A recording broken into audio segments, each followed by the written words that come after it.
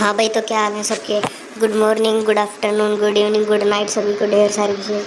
तो भाई आज आ चुके हैं हम अपने डेली करंट अफेयर के नेक्स्ट सेशन में। और जल्दी से जल्दी वीडियो को लाइक कर दो, जो भी नहीं आ रहे हैं सब्सक्राइब कर लो, क्योंकि हम डेली करंट अफेयर आते हैं। और now let's start our current affair. तो रेडी हो भाई सब। तो सबसे पहले छोटा सा करंट अफेयर है बस। इन्फ्लेशन 7% से राइज हुई 4%। इसको आपको ये बताना चाहिए, इन्फ्लेशन में आरबीआई और दूसरे बैंक का कैसा रोल रहता है। ये आपको नहीं पता ना, आरबीआई के इन्फ्लेमेशन टूल्स और आरबीआई का क्या रोल रहता है इसमें। तो मेरी पिछले वाली वीडियो देख लेना, पिछले वाली करंट अफेयर की वीडियो 12 सितंबर 2022 की। उसमें आपको मैंने लास्ट में 3-4 मिनट में पूरा एक्सप्लेन कर रखा है क्या खेल रहता है। अगर आपको वहाँ से फिर भी समझ में नहीं आया ना, तो प्लीज़ कमेंट में लिख देना। मैं आपको पूरा सप्लाई और डिमांड का पूरा खेल समझा दूंगा कि सप्लाई ज़्यादा हो गई और डिमांड कम हो गई तो इन्फ्लेशन कैसे घटती है, और डिमांड ज़्यादा हो गई और सप्लाई कम हो गई तो इन्फ्लेशन कैसे बढ़ती है। पूरा समझा दूंगा अलग से 5-10 मिनट की वीडियो में। ज़्यादा 10 मिनट की वीडियो बनाएंगे, पर आपका कंसेप्ट क्लियर होना चाहिए। अगर आपको चाहिए तो प्लीज़ कमेंट में बताइएगा, वरना अगर आप नहीं चाहिए तो कमेंट में मत लिखिएगा। इससे मुझे पता चल जाएगा आपको चाहिए नहीं। उसके बाद ईस्टर्न बॉर्डर जो हमारे चाइना से लगे हुए हैं, कमांडर साहब कह रहे हैं कि वो स्टेबल है, मतलब उन पे ज़्यादा खतरा वतरा भी नहीं है। थोड़ी बहुत बहस चल रही थी चाइना के साथ अभी, मतलब वो कहना चाहते हैं कि ओवरऑल मामला शांत है वहाँ पर। उसके बाद भाई सिटीजनशिप अमेंडमेंट एक्ट, ये मैंने पिछली वीडियो में समझाया था। अगर ये भी पूरा अच्छी तरह समझना है ना, तो इसकी 5-10 मिनट की मैं पूरी वीडियो बना दूंगा, आप ये भी कमेंट में बता देना। उसके बाद और करंट अफेयर देखते हैं जो आपके लिए इम्पोर्टेंट हो सकते हैं। और भाई जो नए आ रहे हैं चैनल को लाइक सब्सक्राइब शेयर कर दो इस वीडियो को। और जो नहीं आ रहे हैं वो सोच रहे हो कि पूरा अखबार क्यों नहीं पढ़ाते भाई, क्योंकि पूरा अखबार में हमारे लिए इम्पोर्टेंट खबरें बस बहुत कम ही होती हैं, ज़्यादा नहीं होती है जो हमारे पेपर में आती हैं। तो पूरा अखबार पढ़ने का फ़ायदा नहीं है। पॉलिटिक्स को तो सीधी इग्नोर करता हूँ मैं, और क्रिकेट और गेम्स को भी थोड़ा बहुत इग्नोर करता हूँ।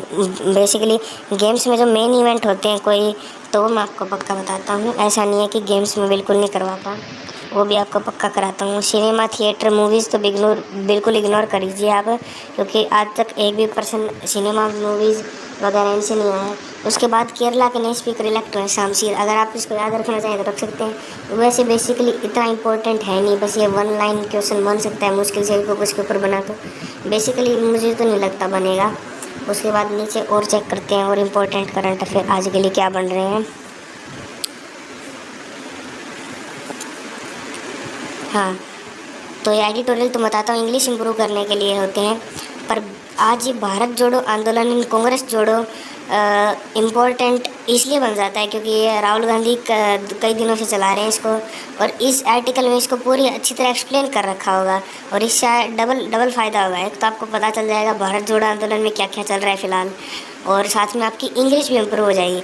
तो भाई इस वाले आर्टिकल को आज मैं सभी को सजेस्ट करूँगा कि इम्पोर्टेंट है और पढ़ लेना, आपको डबल बेनिफिट मिलेंगे। इंग्लिश भी स्ट्रॉन्ग हो जाएगी और आपका ये भारत जोड़ो आंदोलन के बारे में पूरा फंडा भी क्लियर हो जाएगा। उसके बाद अपने मोदी साहब जी देख रहे हो भाई, G20 के मीट में पहुंच चुके हैं, और देख रहे हो भाई चाइना और अपने पुतिन साहब के साथ और जी जिनपिंग साहब के साथ कैसे, देखो अरे वाह भाई वाह, कैसे देखो कैसे खड़े हुए हैं। चलो छोड़े, हमको क्या, मोदी जी को मज़े ले लो। मोदी जी बन रहे हैं इनके शहंशाह बीच में खड़े होकर। चलो छोड़ो, हम अपना काम करते हैं।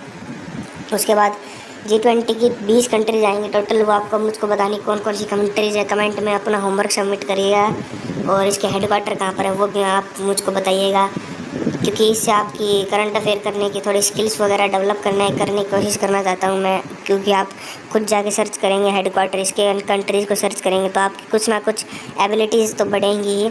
तो मैं आपसे चाहता हूँ, रिक्वेस्ट करता हूँ एक टाइप से, कि आप ज़रूर इसको गूगल पे से करके लाना। और भाई ये क्विज़ देखो, क्वीन एलिजाबेथ 2 के ऊपर है पूरा आज, तो आप करना चाहें तो इसको कर सकते हैं, लेकिन बेसिकली इतना इम्पोर्टेंट नहीं है। अगर आपके पास टाइम है तो कर लेना, वरना मैं इसको सजेस्ट नहीं करूँगा करने के लिए। उसके बाद और नीचे जाते हैं और देखते हैं और इम्पोर्टेंट खबर आज की क्या क्या बन रही हैं। पूरा आपको न्यूज़पेपर एनालाइज करके कैसे पढ़ते हैं आप अच्छी तरह देख सकते हैं। उसके बाद supreme court collegium, SC collegium, ये आपको पता होनी चाहिए क्या होता है। और अभी अभी नए चीफ जस्टिस बने थे, मैंने बताया था ना आपको, यूयू ललित 28 या 29 अगस्त को बने थे। एन वी रामना पुराने हो चुके हैं, जो बच्चे हम एन वी रामना सोच के चल रहे हैं। उसके बाद प्रेसिडेंट एसजी कॉलेजियम में क्या रोल प्ले करते हैं आपको पता होना चाहिए। एसजी कॉलेजियम नाम देता है, कहीं भी जज वगैरह बनते हैं तो सुप्रीम कोर्ट कॉलेजियम, इसमें और जो जज होते हैं चीफ जस्टिस ऑफ इंडिया होते हैं, और प्रेसिडेंट की देख रेख में नाम वगैरह देते हैं नए जजेस का, और नए जजेस का अपॉइंटमेंट वगैरह करते हैं। तो भाई ये आपको पता होना चाहिए। एसजी कॉलेजियम का बेसिकली काम होता है जो भी कोर्ट से रिलेटेड होता है, अपॉइंटमेंट, रिमूवल्स ऑफ जजेस से रिलेटेड जो भी, तो ये एसजी कॉलेजियम वगैरह ये कराते हैं। इस कॉलेजियम में आपको पता है सारे जज और chief justice of India with president की देख रेख में होते हैं। उसके बाद ये तो आपको पता ही होगा, भाई न्यूज़ में भी देखा होगा, कूनो नेशनल पार्क में अपने मोदी साहब के बर्थडे वाले दिन आ रहे हैं चीता, कूनो नेशनल पार्क में चीता आ रहे हैं। तो आपसे पूछ सकते हैं बेसिकली, ये तो नहीं पूछेंगे कौन से जानवर आ रहे हैं, ये तो लगभग सभी को पता चल गया होगा कि चीता आ रहे हैं। तो भाई ये नए अडोप्शन रूल लगाए गए हैं, ये भी आपको पता होने चाहिए। अब बस इतना ही पता होना चाहिए कि नए अडोप्शन रूल इम्प्लीमेंट किए गए हैं।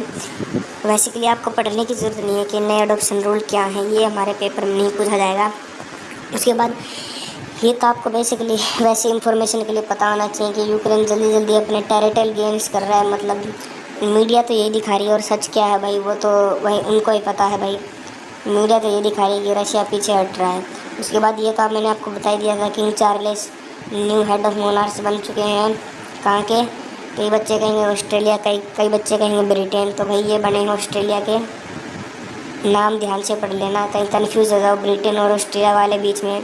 क्वीन एलिजाबेथ की हाँ, फॉरेक्स रिजर्व, ये इंपॉर्टेंट आया। फॉरेक्स रिजर्व क्या होते हैं ये थोड़ा सा समझा देता हूँ। आरबीआई के पास होते हैं फॉरेक्स रिजर्व, सारा का सारा आरबीआई के पास होता है। बेसिकली ये फॉरेन करेंसी होती है, जिससे वो ट्रेड वगैरह में स्मूथनेस आ जाती है थोड़ी। और कोई अगर फॉरेक्स रिजर्व ज़्यादा होंगे ना देश के पास तो ज़्यादा फ़ायदा है। और ट्रेड वगैरह और जो भी चीज़ें हम बाहर से लेंगे उसको फ़ॉरेन करेंसी में लेना पड़ेगा, तो इसके लिए फ़ायदा होगा और ज़्यादा प्रेशराइज़ नहीं आएगा कंट्री के ऊपर। फ़िलहाल हमारे पास 600 से ऊपर के फॉरेक्स रिजर्व हैं, 600 मिलियन से ऊपर 600 बिलियन, 600 मिलियन नहीं, 600 बिलियन से ऊपर। तो दैट इज़ ओके, बट वो तो उसमें थोड़ा डेक्लाइन आ रहा है पिछले कुछ सालों में। तो वो भी थोड़ा मतलब इम्प्रूवमेंट तो बहुत अच्छा हुआ है फॉरेक्स रिजर्व में, लेकिन कुछ डेक्लाइन है। तो वो और इम्प्रूव हो जाएगा ना, तो हमारे फॉरेक्स रिजर्व और हो जाएंगे, तो ट्रेड वगैरह में और ज़्यादा आसानी होगी। और ये अच्छी बात भी होगी क्योंकि ये ट्रेड वगैरह सब कुछ बाहर से एकदम स्मूथली चलेगा, तो एकदम इन्फ्लेमेशन भी कंट्रोल होगी इससे, और एक बैलेंस सा भी बना रहेगा। तो that is very good for a country कि उसके पास फॉरेक्स रिजर्व जितना ज़्यादा होगा कंट्री के लिए उतना अच्छा होगा। उसके बाद नीचे चलते हैं ये तो बेसिकली इतना इम्पोर्टेंट नहीं है, तो नीचे चलते हैं और आपको चेक करते हैं। और भाई जो भी चैनल पे नया आ रहा है भाई, अगर मेहनत अच्छी लग रही है इतने दिन से, जो डेली करंट अफेयर और डेली वोकैब सेशंस और आपके लिए डेली इन्फॉर्मेशन, जैसे वो इंडिया में चीटिंग हुई थी तो मतलब ऐसे ही कुछ अफवाहें फैलती रहती हैं। उसके बाद देखो भाई सेम करंट अफेयर यहाँ पर भी, तो ऐसे मतलब सेम हम बताते रहते हैं। देखो भाई सिटीजनशिप अमेंडमेंट एक्ट ये सेम दे रखा है, वही मोदी वाला एक लंपी स्किन डिजीज़ आई है तो उसके ऊपर मोदी जी को स्टेटमेंट वगैरह दे रहे हैं, एफर्ट्स लगा रहे हैं, वही आया हुआ है। पिछले अखबार में भी देखा था मैंने लंपी स्किन डिजीज़ वाला, पर इम्पोर्टेंट नहीं था इसलिए नहीं पढ़ा था मैं। तो इस अखबार में बस आपको इसलिए पॉइंट आउट कर रहा हूँ कि मैं दिखा रहा हूँ कि दोनों अखबार में 70 to 75% जो 70 to 75 क्या 90% लगा लो भाई, माल सेम ही रहता है। उसके बाद यहाँ से कुछ आर्टिकल पढ़ना चाहते हो यहाँ से पढ़ लो, और वहाँ से पढ़ना चाहते हो भाई वहाँ से पढ़ लो, जो आपको अच्छा लगे। हाँ भाई इस वाले में ये इंपॉर्टेंट, अगर कोई पढ़ना चाहता है तो नीचे वाला पढ़ना, ऊपर वाला मैं ज़्यादा सजेस्ट नहीं करूँगा, क्योंकि इसमें लिज ट्रस जो नई PM बनी है ब्रिटेन की, उनके बारे में थोड़ा बहुत बता रखा है, तो अच्छा है। अगर आप यहाँ से पढ़ना चाहते हैं यहाँ से पढ़ सकते हैं। और भाई लिज ट्रस वाला तो छोड़ दो, लेकिन भारत जोड़ो आंदोलन जो अदाइन में था ना, एक बार मैं सभी को सजेस्ट करूँगा भाई वो तो पढ़ ही लेना, क्योंकि आपकी इंग्लिश भी इम्प्रूव हो जाएगी और साथ साथ आपको दूसरा फ़ायदा भी मिलेगा, डबल फ़ायदा मिलेगा। आपका करंट अफेयर भी होगा और आपकी इंग्लिश भी इम्प्रूव हो जाएगी। उसके बाद भाई G7 कंट्रीज़, मैं इतने दिनों से बता रहा हूँ इसका हेडक्वार्टर और कंट्रीज़, हेडक्वार्टर ऑफ कंट्रीज़ याद होना चाहिए। अभी तक जिस बच्चे ने इसके हेडक्वार्टर ऑफ कंट्रीज़ याद नहीं करी है भाई वो अपने पैड पे कुल्हाड़ी मार रहा है। भाई G7 कंट्रीज़ के हेडक्वार्टर ऑफ कंट्रीज़ मतलब एक बार याद भी नहीं हो तो एक बार पढ़ तो लेने चाहिए, ताकि दिमाग में एक बार घुस जाए। उसके बाद भाई ये सेम ही करंट अफेयर दिख रहे हैं मुझको, कोई नए नहीं दिख रहे हैं। देखो यूक्रेन वाला भाई सेम सेम ही है सारे।